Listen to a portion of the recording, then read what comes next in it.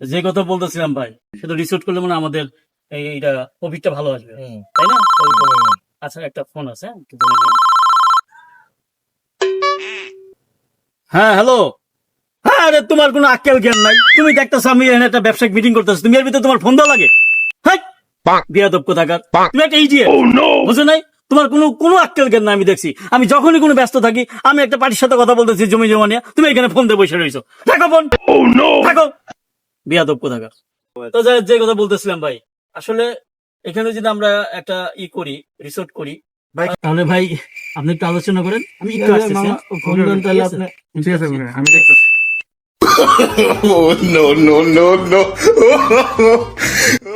ওমো, আমি তো তোমার গাইলেই নাই, বলবো নাই, এখানে ব্যবসায়িক লেনদেন ছিল, তো এর লেগে একটু কাজ বন্ধ করছি।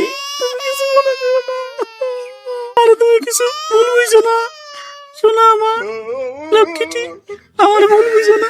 আমি কি তোমার এখানে নিতে পারি? বাসায় আসলে শেষ বা? আচ্ছা ঠিক আছে।